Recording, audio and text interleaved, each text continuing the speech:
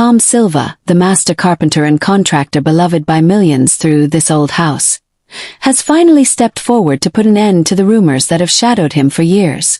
For decades, he carried a truth close to his chest while fans whispered and wondered. But how exactly does a man spend more than 4 decades in the public spotlight, earn a reputation built entirely on honest craftsmanship, and still manage to keep something so significant hidden from the world? Get ready, because we're about to pull back the curtain on the real story behind one of America's most trusted builders. Let's dive in. Tom Silva didn't find his calling under television lights or through some dramatic career-defining moment. His story began far more quietly, in the modest neighborhoods of Lexington, Massachusetts, long before words like expert or icon were ever attached to his name. The man who would one day teach a nation how to fix, restore, and build started out as an ordinary boy in a working-class community, breathing in the smell of sawdust and wood shavings like it was second nature.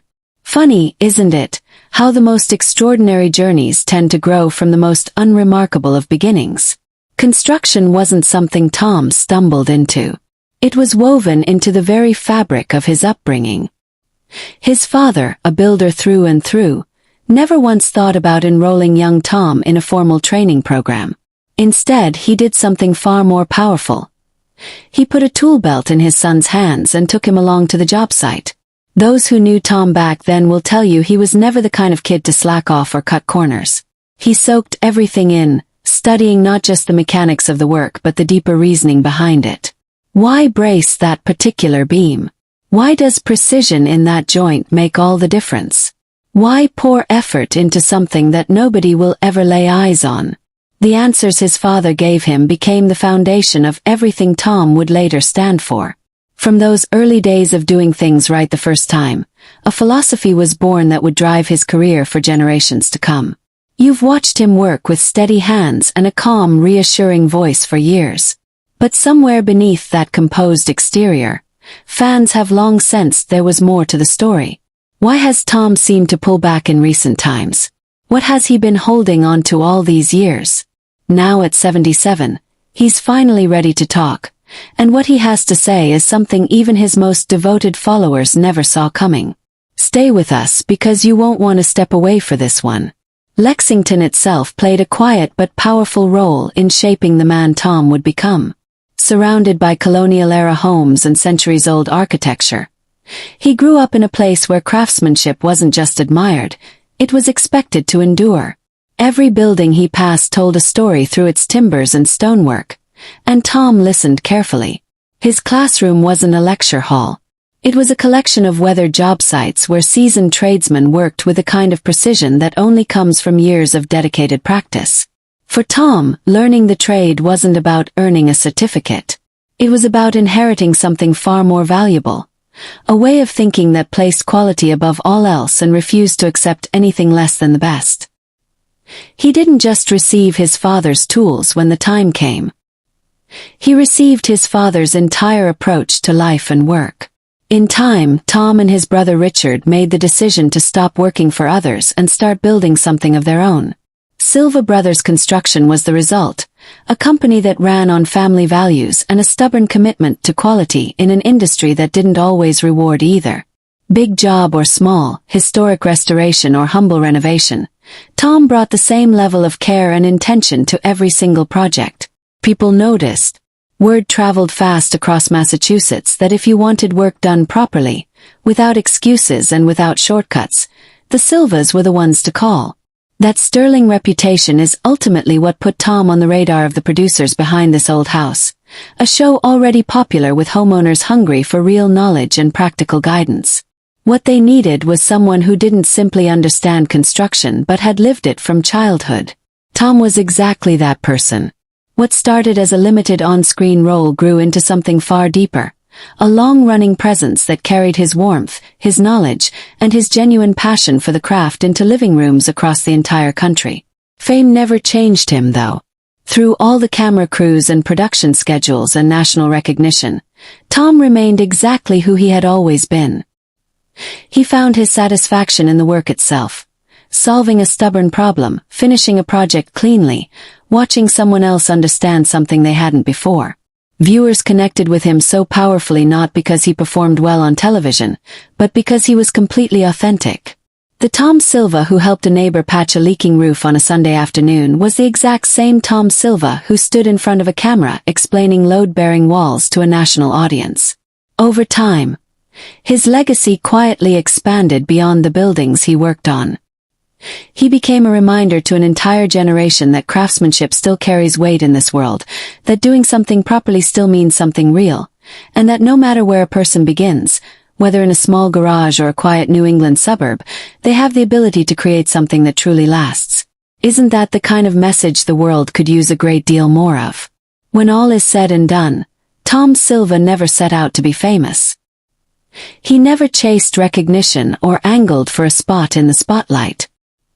He simply wanted to honor the lessons passed down to him, do his work with integrity, and share whatever knowledge he had with people who genuinely wanted to learn. And perhaps that's exactly what makes his story resonate so deeply. It was never about the applause. It was always about the work, one plank laid carefully, one beam set true, one day of honest labor at a time. Back in the mid-1980s, Tom Silva was entirely consumed by the everyday demands of running a successful contracting business. Television was the last thing on his mind, and for good reason. He had a full roster of clients, a company that depended on him, and no particular desire to stand in front of a camera.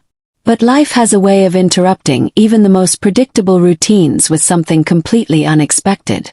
For Tom, that interruption came through a casual conversation with his neighbor, a PBS television producer named Russell Morrish. It sounds almost too cinematic to be true, but that's precisely how it happened. When Morrish first raised the idea of Tom appearing on television, Tom didn't hesitate for a single moment. He said no. He was far too occupied running Silva Brothers construction to even consider adding something like TV appearances to his plate. But Morrish wasn't looking for just any contractor to put on screen. He was searching for someone whose skill and authenticity couldn't be faked, someone who lived and breathed the work they did. He had already witnessed Tom's craftsmanship firsthand when Silva Brothers built the set for his PBS program, The Victory Garden, and he was convinced Tom's talents deserved a wider audience. So he kept the door open, even after Tom had firmly closed it. The moment that actually changed everything didn't come through a formal casting call or a carefully scheduled screen test.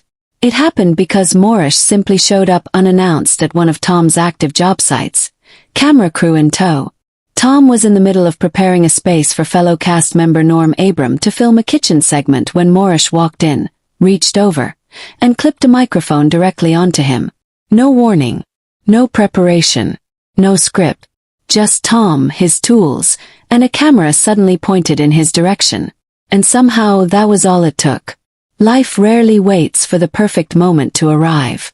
By 1986, Tom had officially joined the cast of This Old House as the show's general contractor, and within 2 years, Silva Brothers Construction had become the program's contracted building firm. From that point forward, Tom's role on the show only deepened. He took on renovation projects of breathtaking ambition and complexity. The 1887 Nantucket House started as a straightforward renovation and evolved into something closer to a full reconstruction. A 1906 arts and crafts church was transformed, beam by beam, into a private family residence. Then there was the 1721 farmhouse that had shifted a full 8 inches off its foundation due to severe rot at the sill, a structural nightmare that would have defeated most contractors. And the Manchester by the Sea project, which Tom himself acknowledged was far too ambitious for the time frame given, was somehow delivered ahead of schedule despite being projected to take 18 months. 10 months later it was done. That kind of performance under pressure says everything about the man. Tom's value to This Old House extended well beyond his physical contributions to the builds themselves. As the seasons progressed, he grew into one of the most effective teachers the show had ever featured. He possessed a rare ability to strip away the intimidating complexity of construction and present it in terms that anyone watching from their couch could genuinely follow. People didn't just tune in to see what a finished renovation looked like. They tuned in because Tom made them feel capable of understanding it. He once admitted that had construction not been his calling, teaching probably would have been, and in truth, he managed to become both through the show. His commitment to education reached far beyond the television screen as well. Tom became a central figure in Generation Next, an initiative launched by This Old House, specifically designed to address the growing shortage of skilled tradespeople across the country. Tom was passionate about the numbers. More than 5 million skilled trade positions sitting unfilled simply because there weren't enough qualified workers to take them. That wasn't just a workforce statistic to him. It was a problem with a solution, and he was determined to be part of delivering it. Who better, after all, than a man who had given his entire life to the trades? When people look back on what Tom Silva has built over the course of his remarkable career, the renovations and restorations will certainly come to mind. The precision, the problem-solving, the ability to bring order to what looked like total chaos. But underneath all of that, something quieter and more lasting stands out. This was a man who never once needed the spotlight to find his purpose, yet managed to inspire an entire generation of builders, fixers, and makers simply by showing up and doing the work with complete sincerity. One unexpected door opened, and millions of lives were quietly changed on the other side of it. But no story of real substance comes without its difficult chapters, and Tom Silva's is no different. Behind the steady smile and the confident hands that viewers came to trust, there were tensions simmering, disagreements brewing, and a set of truths Tom chose to keep private for a very long time. Till now. What he finally decided to share, and why he chose this moment to share it, is something nobody who has followed his career will easily forget. Keep watching. What viewers at home saw on their screens was warmth, competence, and an almost effortless mastery of the building craft. What they didn't see was the ongoing struggle Tom Silva faced to keep the show honest. Now in his late 70s, he has chosen to speak openly about the behind-the-scenes conflicts that threatened his place on This Old House on more than one occasion. As it turns out, protecting the integrity of a home improvement program required far more than skilled hands and sharp instincts. It required the willingness to stand firm against pressures that had nothing to do with construction. The friction began in earnest during the late 1980s and carried through the early 1990s. On the surface, observers might have dismissed the disagreements between Tom and the show's producers as ordinary creative differences. But Tom makes clear that what was actually at stake went much deeper than camera angles or editorial choices. The battles were about the soul of the program itself. Tom believed, without any room for compromise, that the work had to be shown accurately and completely. Real materials, real timelines, real challenges and real solutions. When producers began pressing to accelerate construction sequences to accommodate filming schedules, Tom saw it as a fundamental betrayal of what the show promised its audience. A house built on misrepresentation is no more trustworthy than a house built on a cracked foundation. For Tom, the principle was exactly that simple. Eventually, the tension reached a point where Tom decided he had to draw a clear line.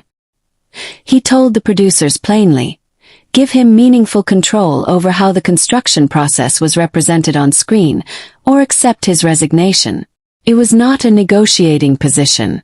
It was a statement of principle from someone who had spent his whole life refusing to do things the wrong way. The producers, to their credit, understood what they stood to lose. Tom had built something with the show's audience that couldn't be replicated or replaced, and they knew it. They agreed to give him more authority over how the work was depicted, and the show moved forward with its most essential voice intact. The story didn't end there.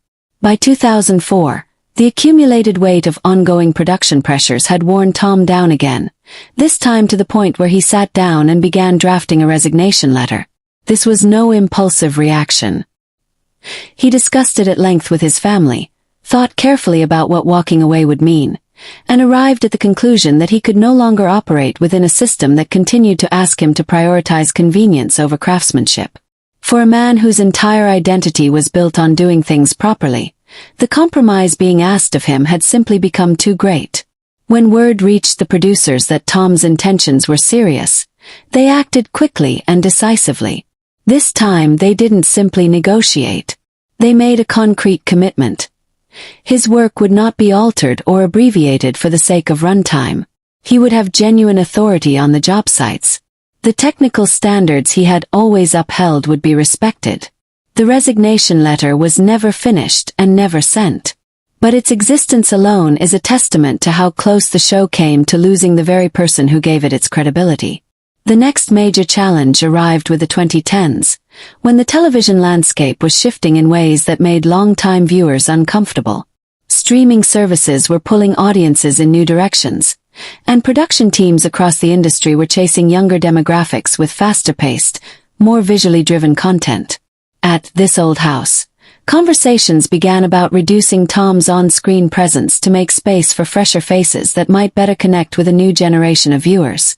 For Tom, this wasn't a question of ego. It was a question of what the show fundamentally meant. Its whole purpose had always been to go deep, to show the actual work rather than a polished version of it. Watering that down felt like a betrayal of every viewer who had tuned in expecting the real thing. He pushed back without hesitation. He made the case clearly and directly. The audience didn't come to This Old House for entertainment alone. They came for the knowledge, the depth of experience, the kind of hard-won wisdom that only decades in the field can produce. And he wasn't making that argument in isolation. Long-time viewers, dedicated fans, and even members of the younger crew rallied around him. The message that emerged was unmistakable. Tom Silva wasn't simply a contributor to the show. He was the bedrock it had been built upon.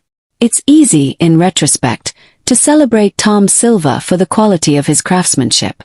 What deserves equal recognition is the quiet, persistent courage it took for him to keep the show truthful. The trust that viewers placed in This Old House wasn't accidental. It was protected, season after season, by a man who was willing to risk his position rather than compromise his standards. Every time you see him measure carefully before making a cut, consider the battles he had to win, often in rooms the cameras never entered, just to keep that integrity alive. His story is not only one of building. It is one of holding the line when holding it was genuinely costly. In 2018, grief arrived without warning in the This Old House family.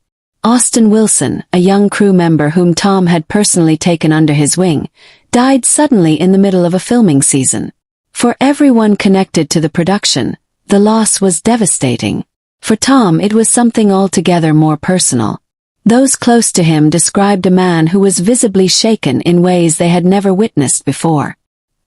He withdrew from conversations, grew quieter in meetings, and for the first time began asking himself whether he had the heart to continue. This was not a man wrestling with career fatigue. This was a man who had lost someone he had genuinely invested in, someone he had cared for as a mentor cares for a student, and who was now grappling with the particular anguish of a loss that no amount of skill or experience could repair. People who had worked alongside Tom for years said it was the first time they had genuinely wondered whether he might walk away. Not out of frustration or conflict, but out of grief. Yet in the months that followed, something unexpected happened. Austin's own family reached out to Tom. Rather than pull away, they drew closer. They shared how much Austin had looked up to him, how often he had spoken about Tom with admiration, not just as a builder but as a person worth emulating. Those words, offered in the middle of loss, began the slow work of healing. Tom started piecing himself back together the way he had always approached a damaged structure. Carefully, patiently, one section at a time. And the question that had loomed so heavily began to soften.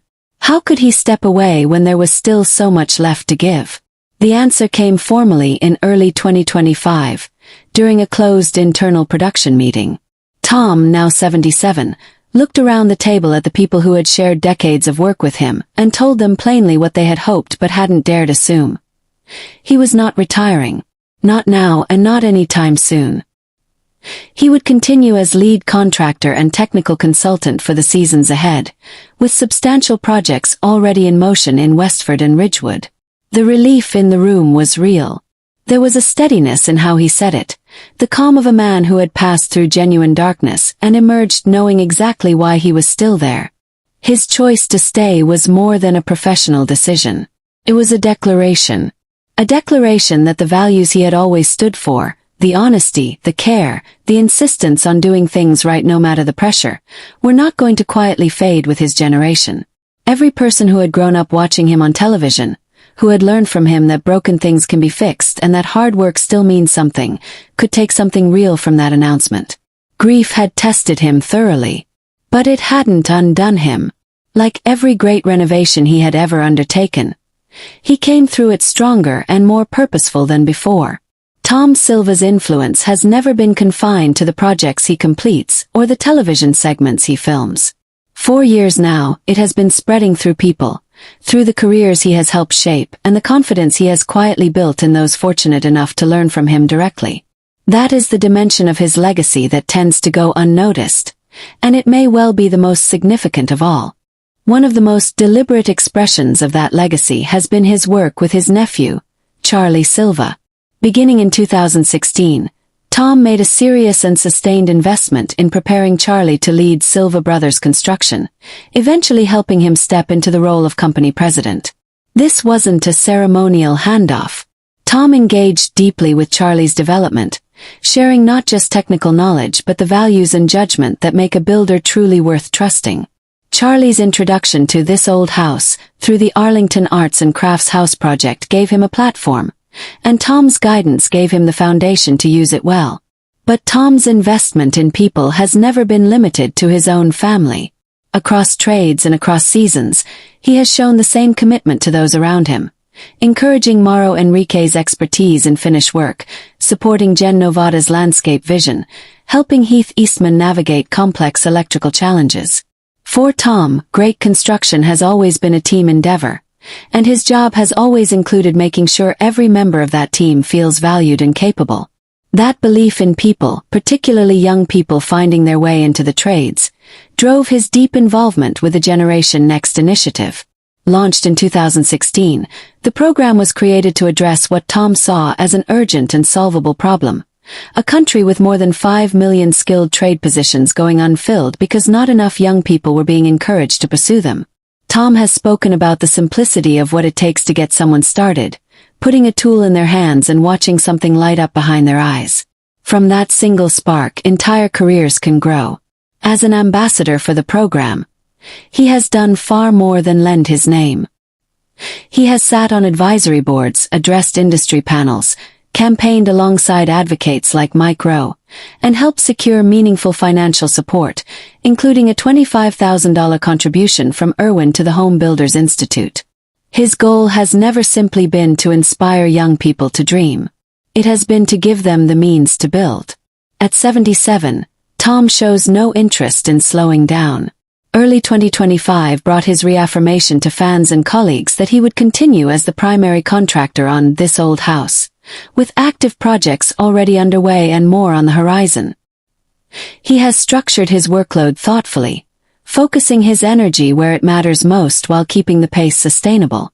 But make no mistake, he is not coasting. He is working. What continues to impress those around him is how naturally he balances respect for tradition with an openness to what's useful and new. Tom doesn't chase trends or reach for the latest technology simply because it exists. He evaluates, he considers, and when something genuinely improves the outcome without compromising the integrity of the work, he adopts it. Progress, in his view, should move deliberately and with clear purpose, not in flashy bursts that sacrifice craftsmanship for the appearance of innovation.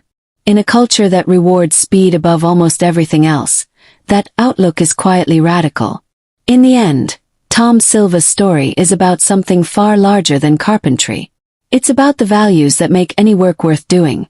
Patience, honesty, a commitment to quality that doesn't bend under pressure, and a genuine desire to lift others as you go.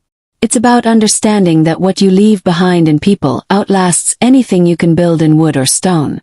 So the next time you see him at work on screen, remember that you're not just watching a skilled contractor practice his trade. You're watching a man who has spent a lifetime proving that how you do something matters just as much as what you do. He hasn't finished proving it yet. And the rest of us are better for it. With that, we've reached the end of this video. Thank you so much for watching. If you found value in this story, please take a moment to like, leave a comment, and subscribe for more content just like this. And for your next great story, go ahead and click on the video appearing on your screen right now.